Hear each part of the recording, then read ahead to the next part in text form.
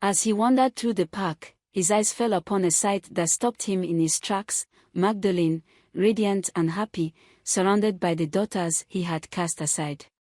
He stood frozen, the weight of his regrets crashing down upon him. The carefree laughter of Emma, Lily, and Grace was like an echo of the life he had thrown away. Magdalene, noticing his gaze, locked eyes with him for a brief moment. She didn't look at him with anger or hatred, only pity. She had moved on, her life filled with the love and success she had built on her own. Will lowered his head, unable to meet her gaze any longer. He turned and walked away, his heart heavy with the realization that he had lost something far greater than a son. He had lost the family who had once loved him unconditionally. As the sun was setting, Magdalene held her daughters close, grateful for the life they had created together. She knew that the journey hadn't been easy, but it had been worth it. "Mom, I think you're the strongest person I know," Emma said, her eyes sparkling with admiration. Magdalene smiled, her heart swelling with pride. "We are strong because we have each other," she replied, her voice steady and filled with love. As they packed up their picnic and drove home in Magdalene's car, the laughter of her daughters filled the air. She looked at them through the rearview mirror, her heart filled with contentment.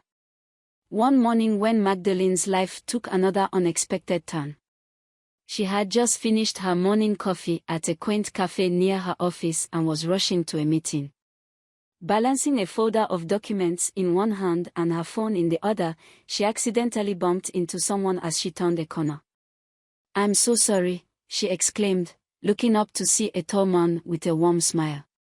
His kind eyes were framed by perfectly styled hair, and he was dressed impeccably in a tailored suit. "No harm done," he said, chuckling as he helped her gather her papers. "Are you always in such a hurry, or is today special?"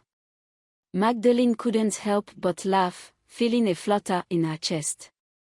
"Just another day in the city," she replied. "Allow me to make up for almost making you late," he said, extending his hand.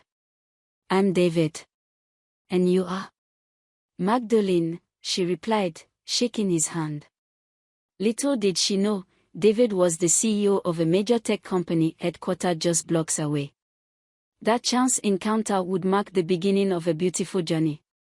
Over the next few weeks, David and Magdalene crossed paths several times, each meeting feeling more serendipitous than the last.